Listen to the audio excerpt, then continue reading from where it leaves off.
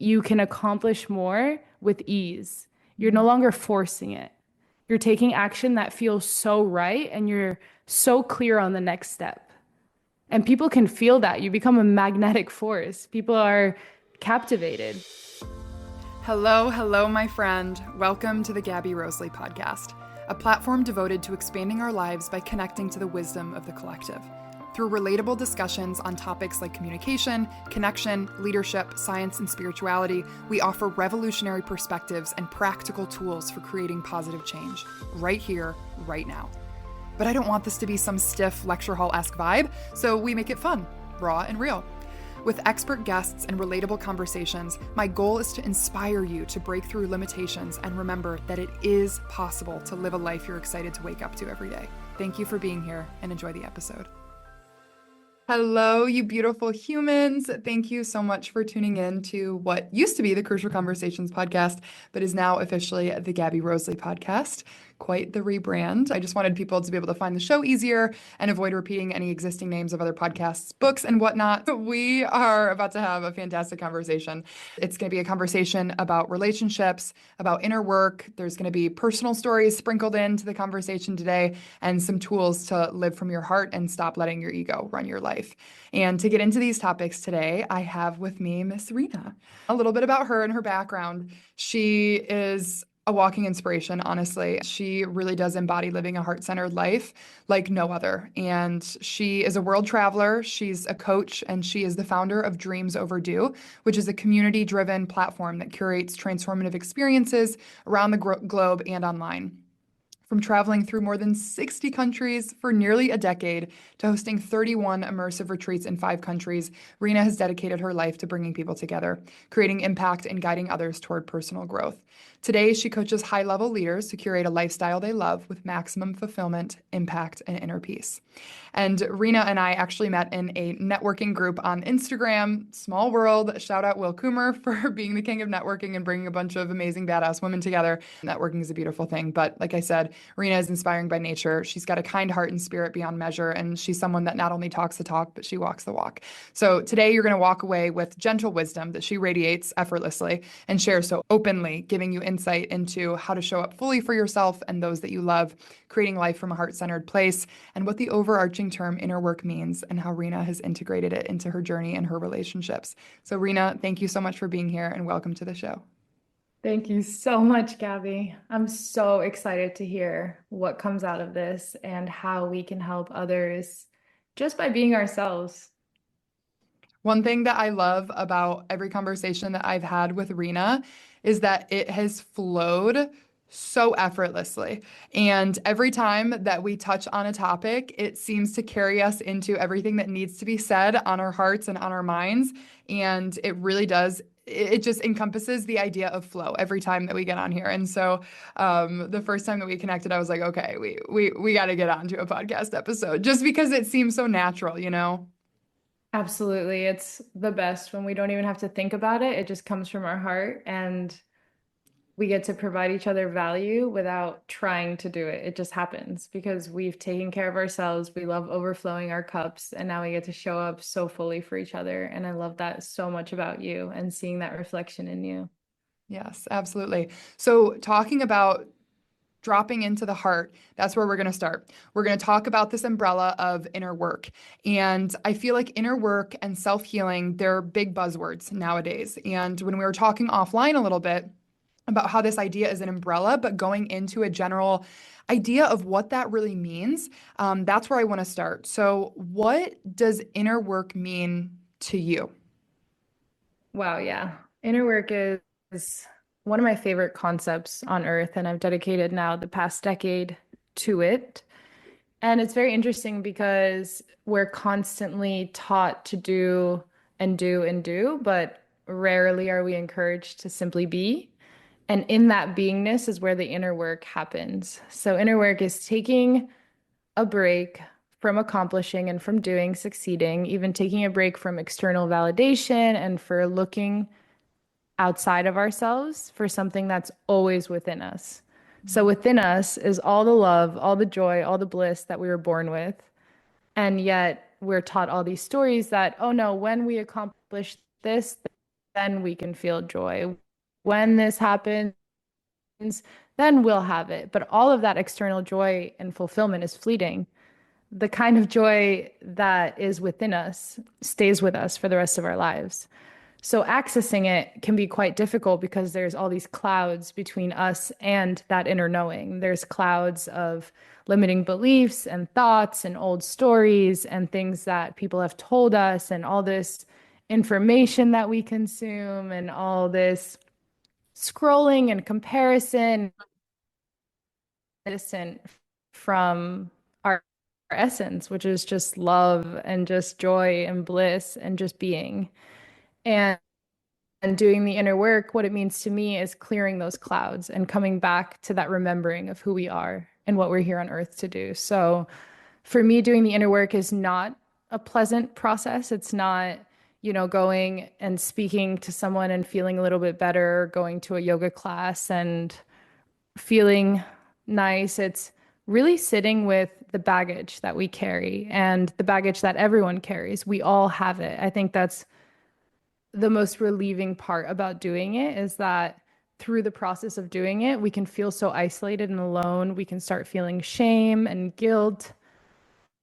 But it's so important to remember that we all carry this, and this is what makes us human. So to me, doing that work means sitting in the discomfort of who we are and everything we've been through. This includes the mistakes we've made, the things we wish went differently, the parts of ourselves that bother us, and sitting and coming to peace with all of it, accepting that we need all of that pain and all that shadow to also experience bliss and joy and fulfillment. It's not through the absence of pain that we'll finally experience bliss, because that type of bliss that comes without experiencing the pain is fleeting, and we grasp onto it and we're afraid to lose it, but we can't lose it because it's always part of our being. So it's letting it go, and then as it goes, sitting with that discomfort, sitting with anything that we've been avoiding, and then forgiving ourselves and going through a process of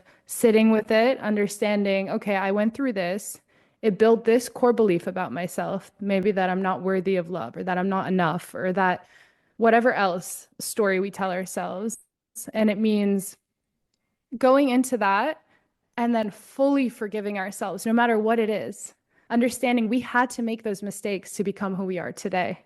But that doesn't mean we can avoid it and mask it with positivity and pretend it never happened and ignore it, because that just gets suppressed and then it arises and then it's projected onto others. And we're just not taking responsibility and accountability by simply doing the inner work it takes to show up so fully and so present. So it's summarized, it's clearing everything between us and the present moment. Why are we not able to be fully present? Why do we need to grab our phone? And why can't we just be? What are we running from? What are we avoiding? And it's sitting with whatever we're avoiding so that it's no longer taking control of our life. Your channel is so wide open right now, and I can just feel into this energy radiating from you. And I am so thankful that we started here, because this is exactly where we need to be, especially with everything going on in the world right now, internally and externally. This is so important. And you are making this reference to sitting with it. And I think when we say sitting with it, our emotions are here to teach us so much. And this inner work, that our emotions are a catalyst to uncovering where we need to really delve into what's going on with our hearts and our minds and our bodies. Emotions are that red flashing light that are like, this needs to be embraced. This needs to be felt. This needs to be magnified to some extent. And I think that the avoidance of these emotions and what they are trying to tell us is covered by distractions. Like you referenced, scrolling and going and doing a one-time quick fix and saying, okay, I went to go do a yoga class. I'm feeling like a new person. No, it's really, really taking that time to be and embody the entirety of the experience. Because if we don't listen to the things that are going on inside of us, then we don't see the red flashing signals, the lights that are guiding us to go into that shadow and really bring light to those elements of our experience that are causing us this suffering. Because suffering has been said many times to really be an incorrect way of thinking. And it's not because your feelings are invalid, but because your ability to feel into those is separated from the entirety of the experience because you're avoiding it. And I think that this is exactly where we needed to start. So thank you for the amazing definition. You put it so eloquently in a way that anybody can understand and relate to, because I know that in my life, my number one distraction is my phone. And so if we can even just get to a point where we are aware enough of how we are running from what's going on inside, is it that we are going to the fridge to get a snack because we're hungry, but really we're avoiding an emotion? Or is it because we're scrolling on Instagram and we're not sitting with it? We're trying to bring our mind out of that present experience and put our focus elsewhere. So becoming aware of those distractions that you have in your life is a really great place to start. And I want to go into that. So how, Rena, did you come to a point of, I recognize what's going on internally, and now I see that there is work that needs to be done? What distractions do you feel like you had to eliminate to really, really embody the experience? Yeah, it meant putting away my phone, turning it off. It meant sitting in moments of silence without music playing in the background. Mm. It meant for me also going across the world. I spent many, many months every year where I go on my own retreat, where I go away from everything. And I understand that we don't all have the time and the capacity and resources to do so. So it doesn't have to be to the extremes that I took it. But for me, it meant taking a break from my environment, from all the influences. I personally don't watch TV, so it means eliminating all distractions for a moment and sitting with who I am away from all of it, away from the success I've had, away from the accomplishments, away from the people I've impacted. Because otherwise, when we're receiving this external validation, it's a temporary fix to a deeper void that we're avoiding. And for me, it means even taking 20 minutes a day to close my eyes. And meditation is often seen as, let's just clear the mind. Well, even the monks who spend all day trying to do that and let go of all family and all attachments, even they struggle to clear the mind. So I think it's remembering that in those moments of stillness, the mind will race. And it's no longer being afraid of your own mind, because we're stuck with ourselves forever. And that could either be a blessing or it could be extremely hard to deal with. Mm. And if we can't find peace within ourselves, then we'll spend our lifetime going to these vices and running and Mm. getting into these shame loops where we're ashamed that we're using these vices. Then we're getting rid of the shame for a moment, as you mentioned, with food or technology or any distraction possible. And then we're loving people so that they can fill our void rather than coming to them from a place of wholeness and being like, I love you just for who you are, not for what you do to me. And now we're entering rooms not wondering, what am I going to get from this, but what can I give? Mm. And I love living from a place beyond self, that it's not about me. And that's the irony, because doing the inner work feels selfish at first. It feels like, oh, why would I give myself all this time? But you're doing it for others. You're doing it so that you can take care of yourself and now show up for everyone else. And I think that there is such a pressure to be a positive impact in the world that the first place, and not a pressure from a bad place, but we all have this weight on our hearts that we do want to serve. We do want to contribute to the collective good of this planet, of this universe. And like, I really do believe that's the seed of the soul, is to want to be of service. And I think that because of all of the distractions and all of the misinterpretations of what it means to give, we look outside of ourselves before we look inside of ourselves. And because we want to be of positive impact, it's like we give without filling up first. And so, like you said, it really is the best thing that you can do for the world is to go into your world before trying to give out to other people's. And I know that that has been a process of learning and unlearning and relearning in different relationships in my life, in different scenarios, in different business ventures. And I know for you as well, like you were in the retreat space and now you're in the coaching space. So we have a lot of similarities in our business endeavors. And I think they both come from this place of humble servitude of creating experience and creating positive impact and transformation. But really just this is a space for you to connect to yourself. I am just holding, like I'm just here to be in this container with you and like pour into you because I know the power of that. And so yeah, when you started your retreats and now you're in the coaching space, you had to do your internal work first, but I'm sure that that was a catalyst for you to also continue the inner work while you were doing that to others. Is that correct? Absolutely. That's one of my favorite parts about this lifestyle I've built for myself is that if I take weeks or months to go do my own inner work, I know that this is going to directly help others going through it because I'm experiencing not what they'll experience, but the discomfort and the levels of discomfort that I know they're going to have to move through. So I am now more equipped to see what worked for me, what didn't work for me, what resonated for me, because when I'm doing the inner work on my own, it's like you turn off your phone, you're ready to do it and you're wondering, okay, now what? What do I do? What actions do I take? So I got to go learn about so many different modalities, learn from so many different teachers and masters, and then also come back to my own inner wisdom. So not looking for in books. I've actually gained most of my wisdom just from real world experiences, from speaking to people who've lived it, who've experienced it, and who are integrating it into their lives. Because it's one thing to learn about it, to know about it, to learn about presence, and to learn about doing this stuff, listen to this podcast, feel good about it. And it's another thing to go out and take action on it and integrate it into your life.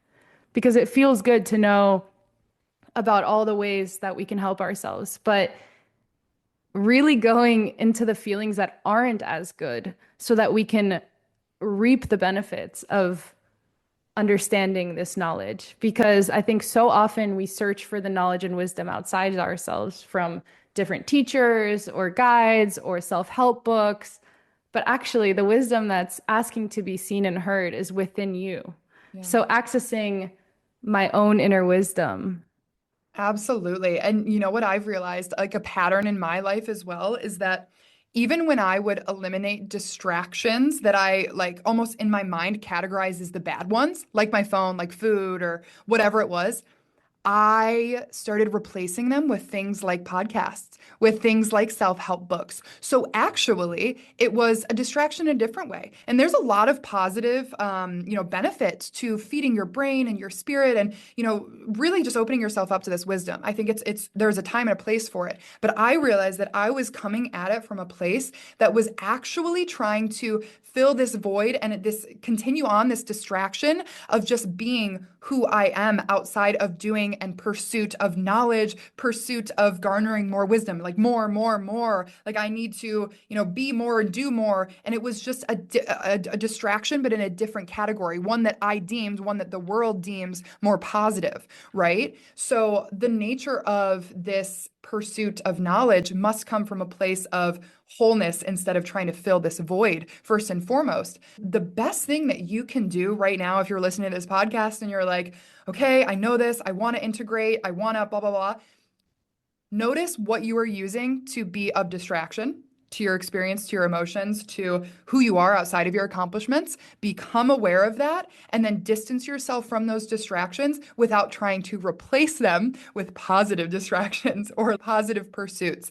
Because there is a time and a place, but again, this essence of just being with who you are outside of anything else, that is the container for the inner work. That is the container for that inner wisdom to then pour out through you, into others, and all of that fun stuff that we're talking about. And it's so productive. I think a common misconception is that it's a waste of Mm. time. Why would I slow down? Why would I stop if I could keep going? And the answer to that is it's one of the most productive things you could ever do in your life because it will save you so many years with wasted time doing things you don't even know you want to be doing, with not nurturing relationships that matter to you so deeply and so much. It prevents you from being fully present with the people you love.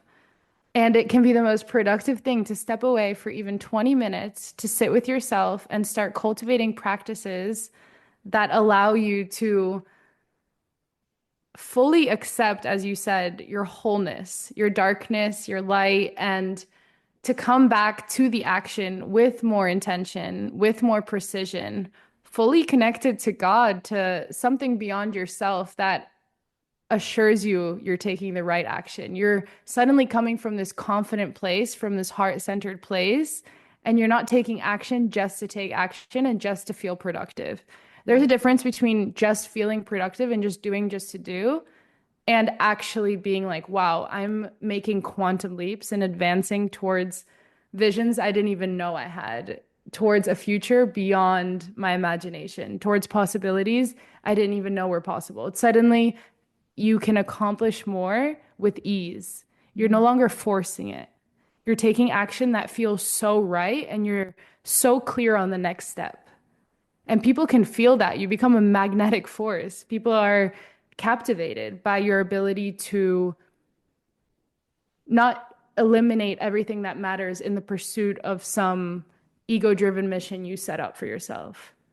Yes. Rather, you're taking precise, intentional action towards a loving, meaningful life. And I love that you touch on the action component because oftentimes it's like, I don't want this message to be misinterpreted. Like, sit with your emotions and just like turn off everything and go hole yourself up in your room in like a dark space for hours on end and then never do anything again. Like, that is not the point. It is to come back to that place so that, like you said, the action is coming from a place of intentionality. Because when we are not clear on who we are outside of everything else, we don't know what is driving our decisions, what is driving our motives. Are we even living for ourselves? Is this really in alignment with me? And when you detach yourself from all of the things that are going on out here and you go in here, then the action, like you said, it becomes clear. It's not that you do not take it, it is all about the place from which you are creating it. And I think that was a really big hesitation for me when I started on my journey of doing the inner work because I thought that it meant not doing anything other than going inward, that it was just sitting with things. And I like demonized this idea of being productive. And then I finally got to a point where, like you said, this is the most productive thing that you can do. And the action, it comes and it feels so much better in your body. It feels so much better in just the emotions that are coursing through your veins while you are taking said action because it is in connection to your heart, because you created that space, not because you're sitting there and you're dwelling there and you're not going out to, create this in the world.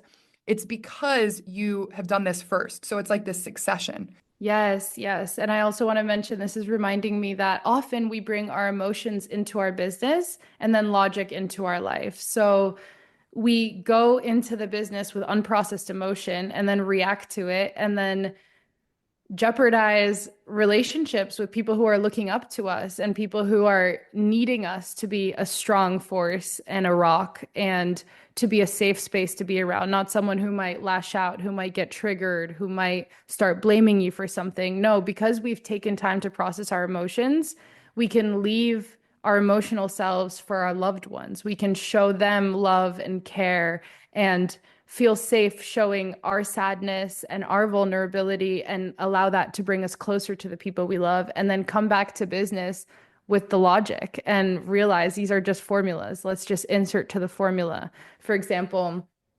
I have a virtual retreat that I built and I spent about a year building this. It was taking all the wisdom I gained from around the world and putting it into a 21-day experience and keeping it simple, keeping it to 20 minutes a day. And I had 12 people go through this and they experienced some of the greatest transformations I could name. I mean, Teo went from sleeping on a couch to making $50,000 in a weekend and launching his ideas and living in the Hollywood Hills in a beautiful home and inviting hundreds of people on different experiences and just launching his dreams, getting out of his own way.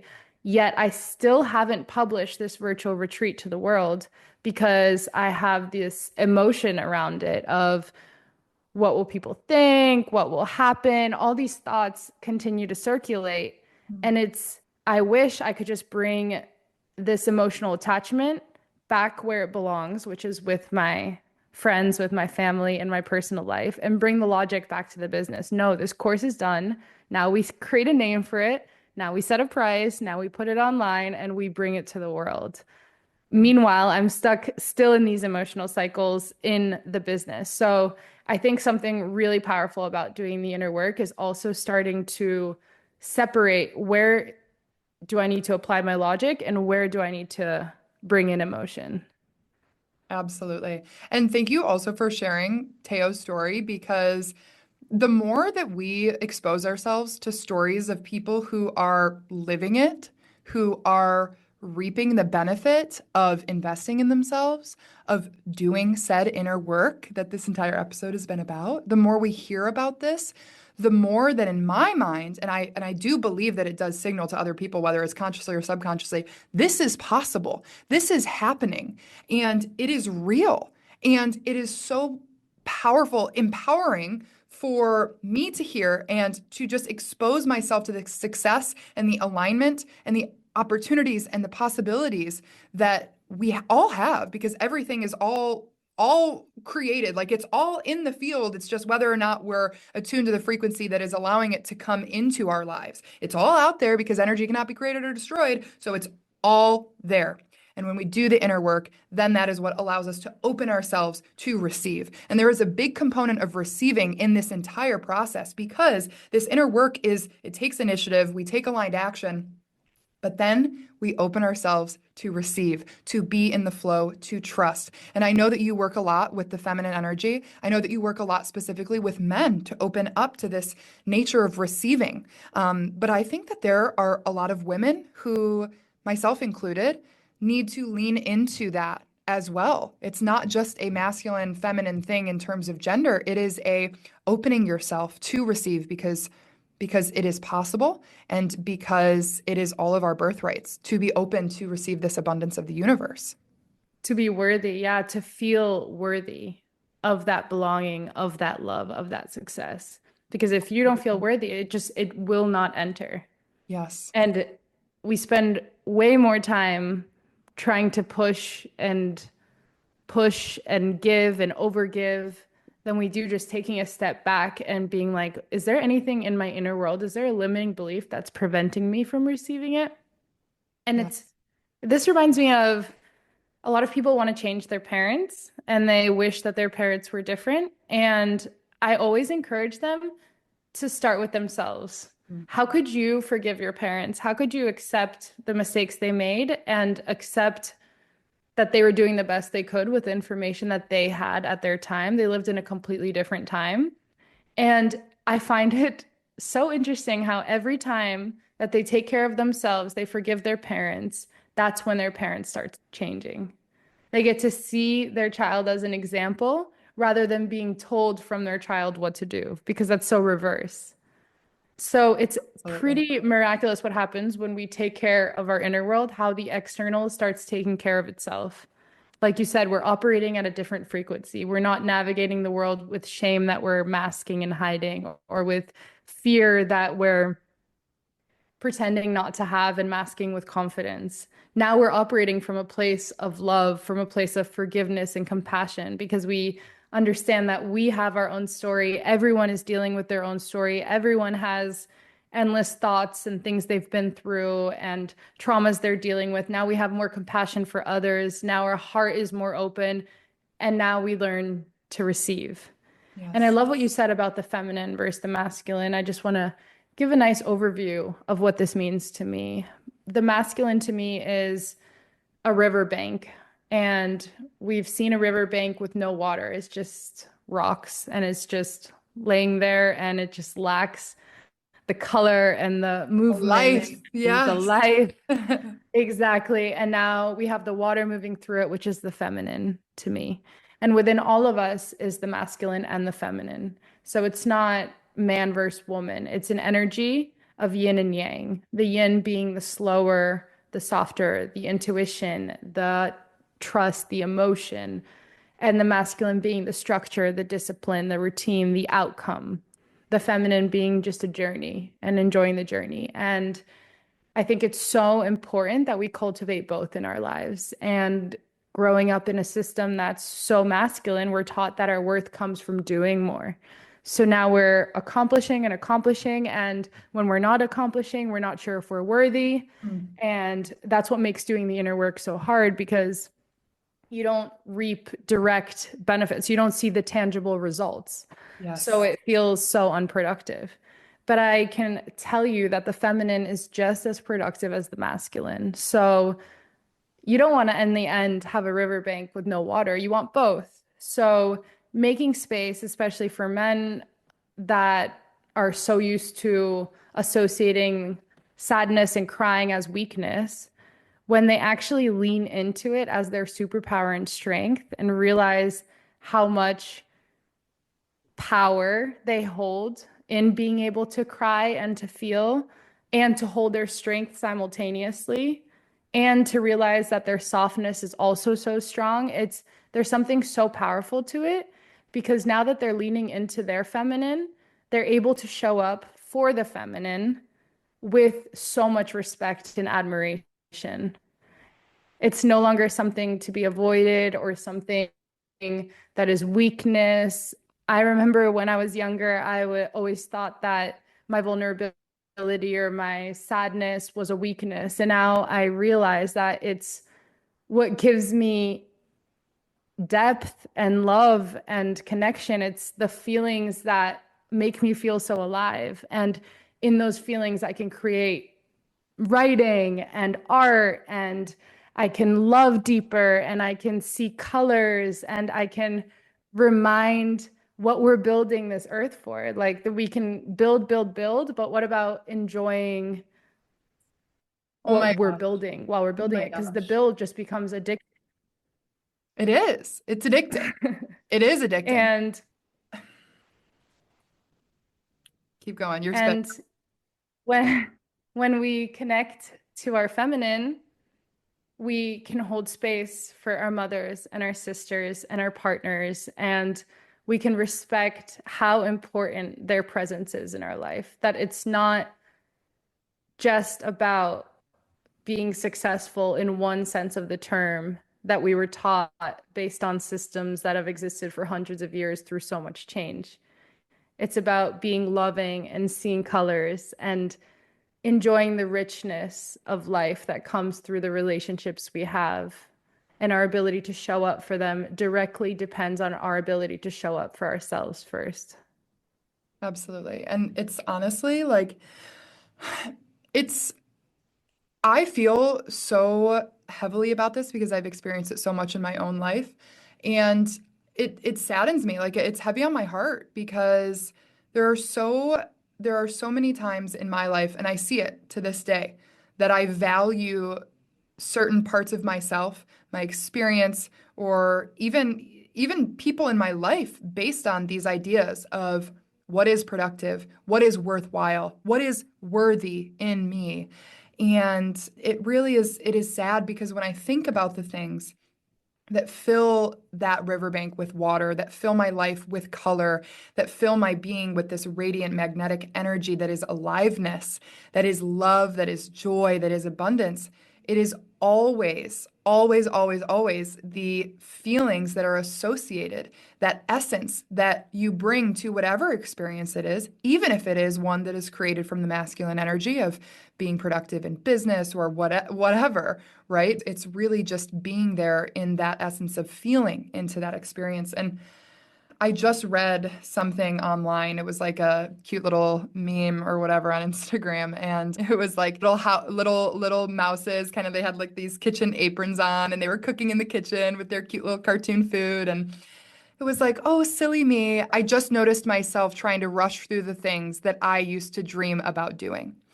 And oh my God, that literally hit me like a truck because I struggle so much with this constant pursuit of do, do, do. And this past weekend, I just had my boyfriend come in and visit. And there were so many times where I am so embodied in the present moment and just I feel the love in every cell in my being more than I have ever experienced love before. And it's such a beautiful thing. But there were also moments that I found myself like running from the slowness, from the presence, because I felt like I needed to be doing something. I had to be planning to, okay, now this is next. Okay, this is whatever. And I could feel it. And then I sat with it. He was still there, thank God, while I had this realization that was like, this is this is all that matters right now. This is one of the most important things in your life at this moment. And when he is gone, you are constantly like excited for the next opportunity you get to spend time with him. So now that you have this time, can you lean into that? Can you stop the distraction trying to pull you out of the present moment and open yourself to that love? And whatever it is, a fear that might be blocking you from experiencing that, maybe it's like a fear of accepting too much love or being vulnerable or whatever. What is it? I mean, you got to lean into it, right? But yeah, I mean, that really, really just hit me like a truck, and everything that you're saying, it just, I feel it so deeply in my spirit. Wow, I feel full body chills. It is quite a phenomenon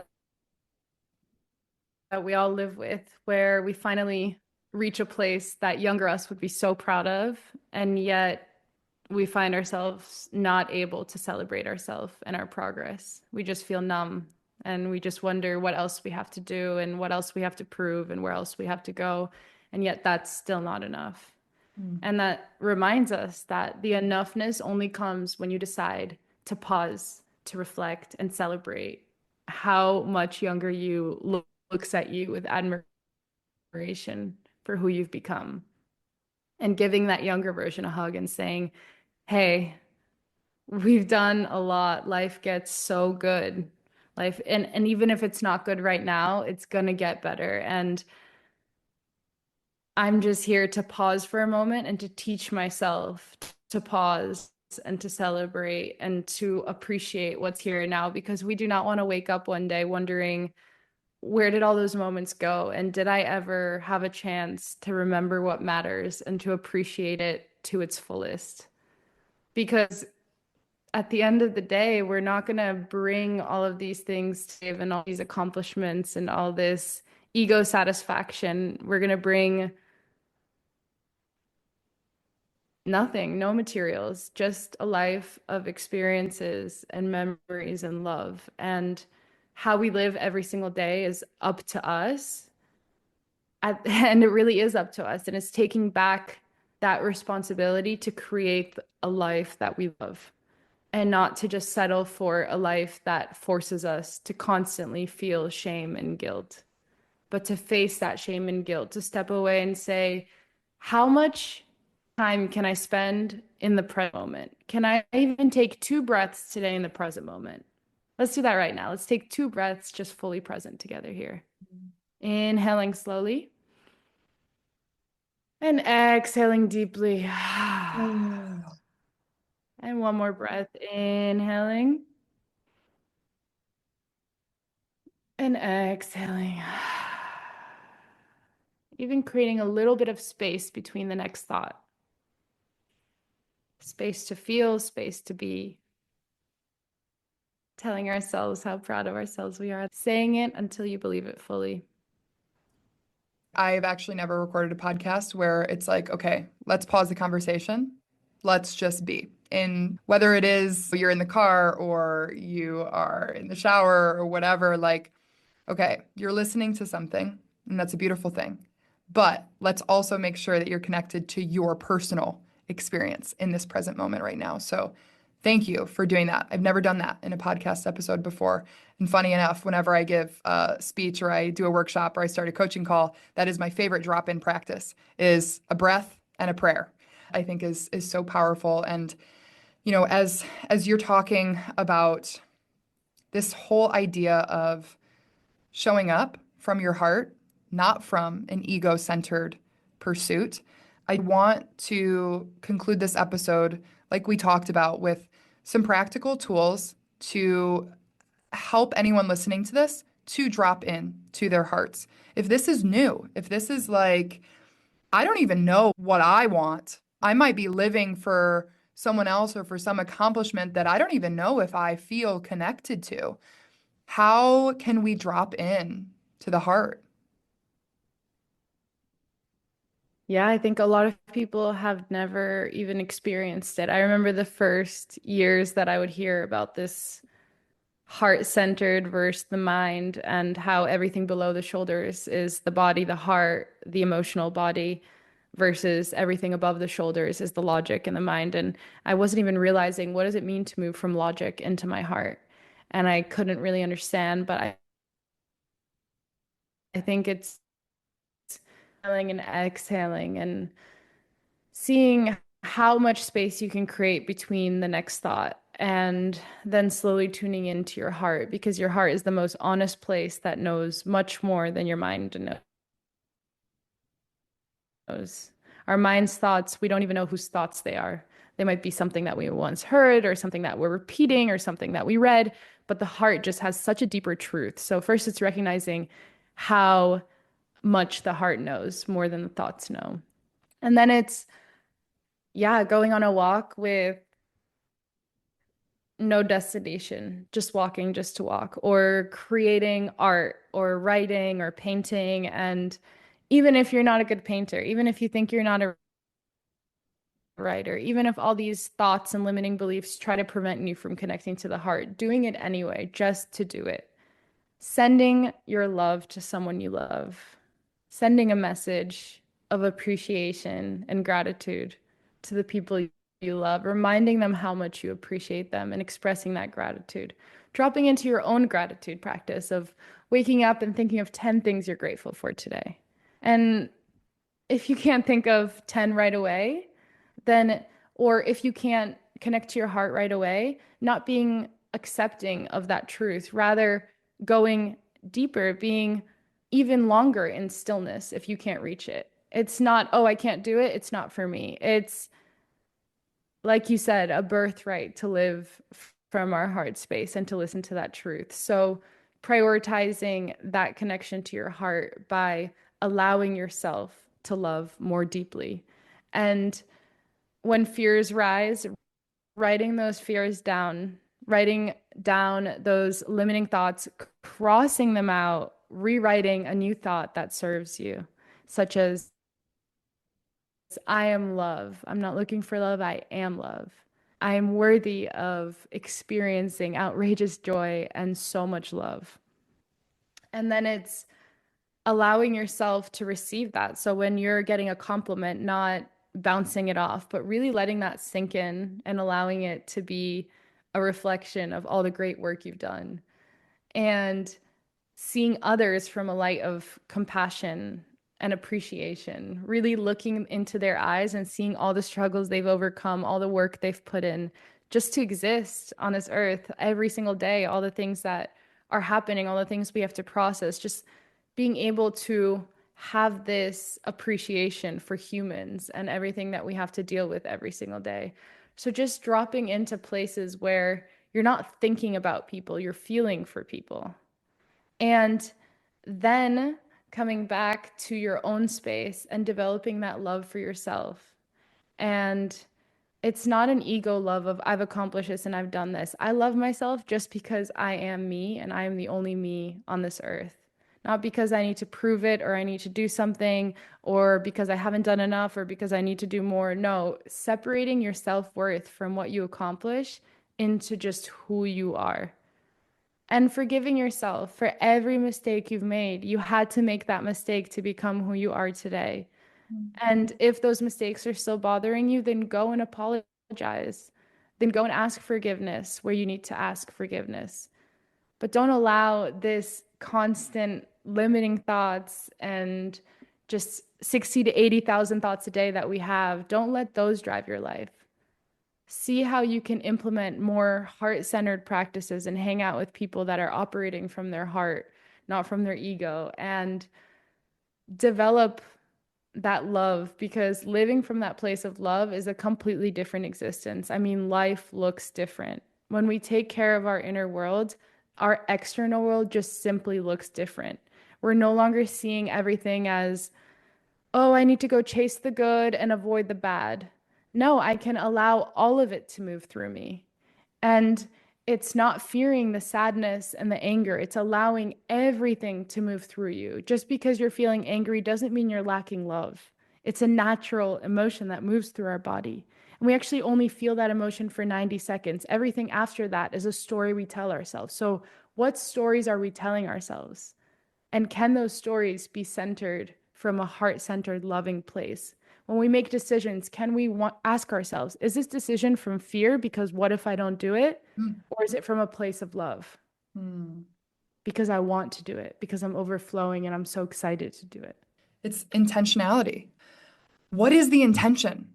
What is the intention? Is this in pursuit? Is this to fill whatever void? Is this to distract? Is this to bypass? Is this to avoid? Whatever it is, like, what is the intention behind it? And there is a surface level intention, but below whatever intention that your mind is circulating through your brain, there is likely a deeper seated potential fear or limiting belief, or maybe it is a feeling of deficiency in your heart. And so I feel like really just connecting to that intention is so important. And if you are a person who, like me, is that person who's like, oh, I tried this and it didn't work for me. Okay, well, I guess I don't have any connection to my intuition. Moving on, you can incorporate the mind instead of trying to run from it. So, like we said, all of these practices are very, very important. And something that has really, really helped me, and I know has helped you, is writing. Okay, when I start this connection from my brain and my body, that is actually when my spirit flows through. So when I am writing, whether it is just a casual journal entry and I'm connecting to whatever my experience was, then I drop in and I am creating from my heart, even though I feel like I'm taking action. It's that brain body connection for me. And so if this does help you to connect to your heart and you're experiencing a lack of clarity about what matters to you, what is coming from the heart versus your ego, there's like not even a distinction going on for you.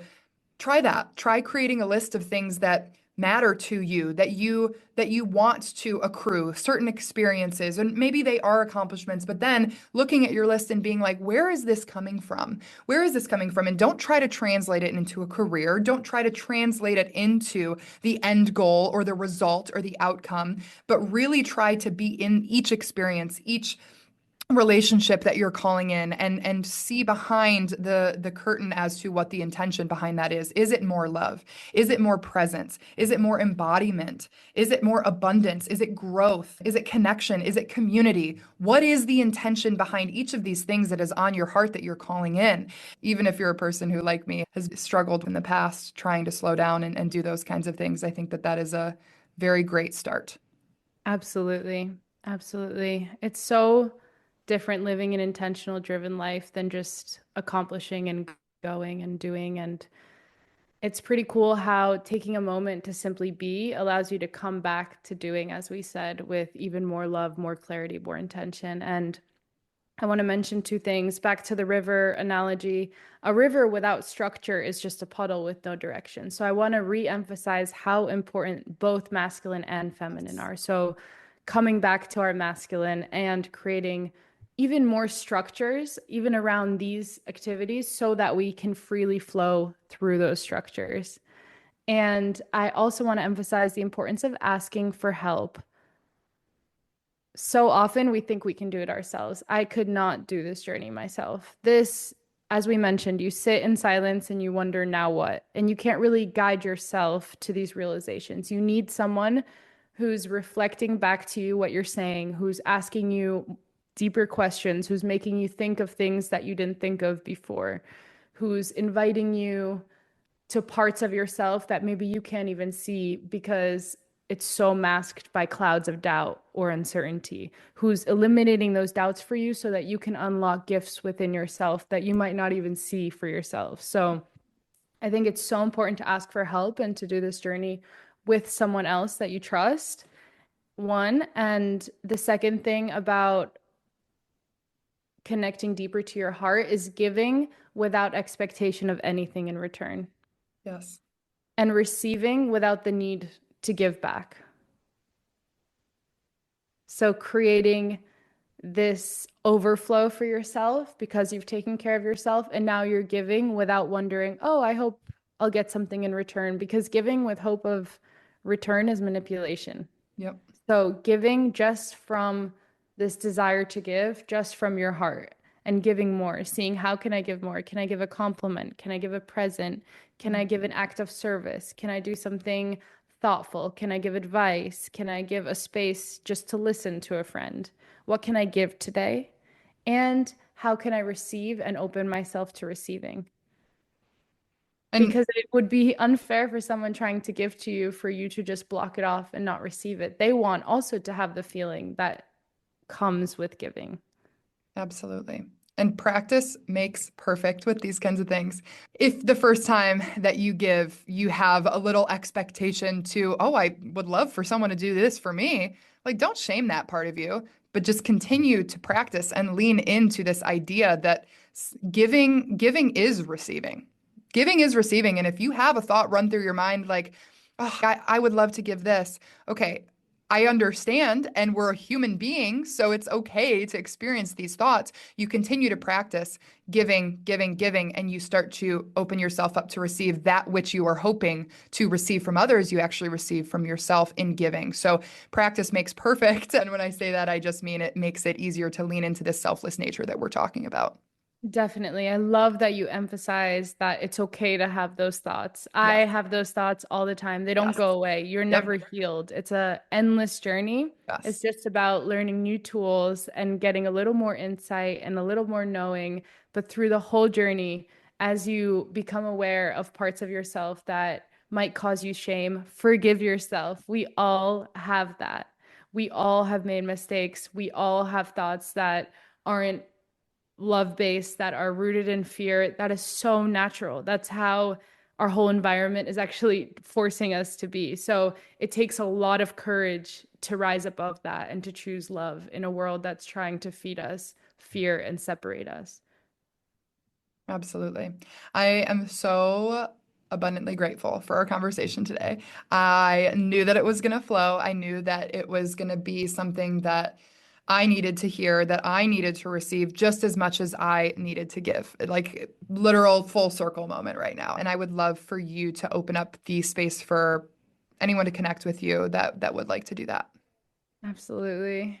I am just as grateful for this. I think it is such a blessing to be able to share this wisdom and to be able to be a beacon of love for people that might not be feeling it as abundantly in their direct environment, to remind that we are a support system and a love for anyone listening. And if you're not feeling it, then give us a call or send us a message. Yeah, anyone can reach out to me through my Instagram, Rina, RINA_RABS, or through my email, dreamsoverdue@gmail.com. And I am always a resource for people to do the inner work and to live a more embodied, fulfilling lifestyle. It's not about learning a bunch of new things, it's about remembering who you are and living in that knowing and in that confidence and taking action from that place. So, thank you so much, Gabby, for having me. Thank you so much to anyone who's listened. And I cannot wait to hear all the stories of people living love-centered, fulfilling lives. My heart is so full. Thank you, thank you, thank you. Thank you, everybody, for listening. I am very eager to hear some of the things that came through for you as you were opening yourself up to receiving all the things that we shared today. Don't hesitate to reach out and share that with me. I love you all so much. Rina, I love you. Thank you. And I will see all of you next time on the Gabby Rosalie podcast. Ciao. Yay. Love you. Hold up now, y'all. Before you head out, I need to say thank you. Thank you for listening to this episode, and most importantly, thank you for making the conscious decision to invest in yourself and expand your mind, heart, and spirit. Because you showed up for you, you are helping others live better lives. Whether you know it or not, you are inspiring others daily. And if you're feeling fired up, keep the domino effect alive and share this episode with someone that you love.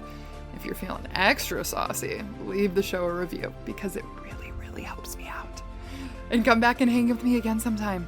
New episodes every other Monday at 8 a.m. Keep shining your unique light. I see you, and I love you.